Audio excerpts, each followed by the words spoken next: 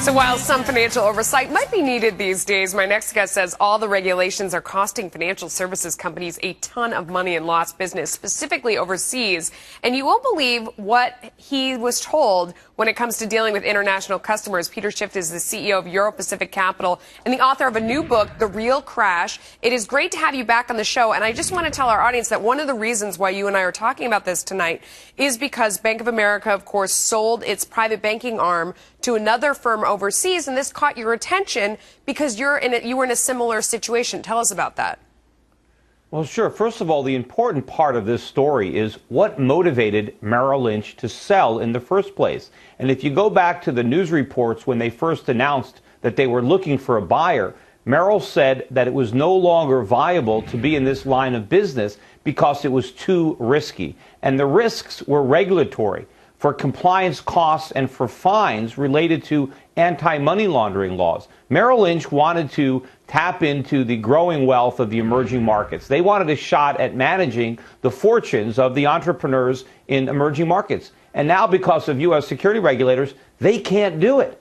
And of course, that diminishes employment opportunities here in America. And I know about this because I went through the same thing. You know, in a routine audit of my firm a couple of years ago, I had a conversation with one of the regulators, and he asked me point blank, don't I think it's suspicious that somebody in Australia would open up a brokerage account with my firm rather than open one up in Australia?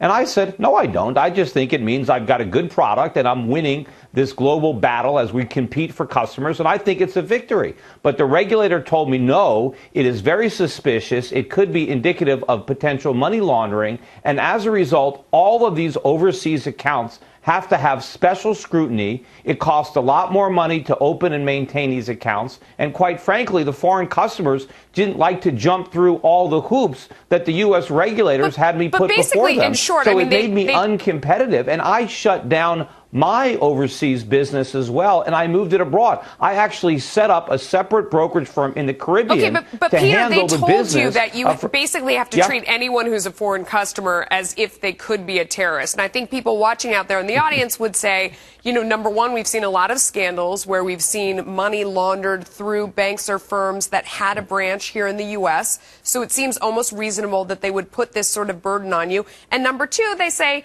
oh, rich broker bank guy, I don't really care that you're being regulated like this. How does this impact me? So tell me the answer to those questions. Yeah, well, first of all, it's not reasonable at all. And basically, all of this anti-money laundering came about as a result of the September 11 terrorist attacks. So supposedly, it's all there to track down terrorists. Well, my clients aren't terrorists. Somebody opening up an account with me, you know, from Australia because they want to do business with me, they're not a terrorist. The odds that they are a terrorist is infinitesimally small. But how does the regulator know that? I mean, they're there to protect us. They're supposed to not, you know, be preventing people from laundering money through the U.S. How do they know that? How do you know that? Well, the bottom line is, first of all, even if they were a terrorist, if they didn't send their money to me, it's going to go someplace. I mean, in fact, if they just put it in gold, they're going to beat most money managers. But the fact of the matter is they're not terrorists. But they're not talking about terrorism. They're just talking about money laundering.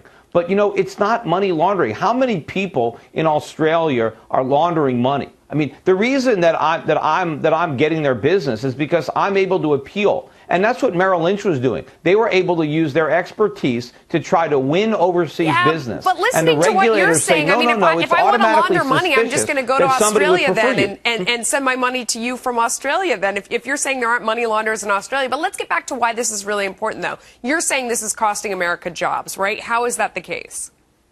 Well, in my case, instead of somebody from Australia sending their money to me in America, I now have them send it to me in a foreign country. And so now I create jobs and revenues offshore that would have been created here. And in Merrill Lynch, obviously, it's a bigger example. If Merrill Lynch can no longer compete on a level playing field for asset management business in emerging markets, where's the growth going to come from? You know, Americans are losing wealth. We're mired in this recession. You've got other parts of the world that are creating wealth. Why can't our financial services businesses compete on a level playing field to get a share of that growing business. We can't do that anymore. Okay. Merrill Lynch basically had to throw in the towel and sell off this business. And I would have preferred to have grown my offshore business from America, creating jobs in America in the process. But the regulators made that too expensive. So if I want to grow a foreign business, the regulators really left me no choice but to do it from foreign soil. Peter Schiff, we're out of time. Thanks so much for coming on tonight. We really appreciate all of this has your unintended time. consequences. Peter, thank you so much. We appreciate your time.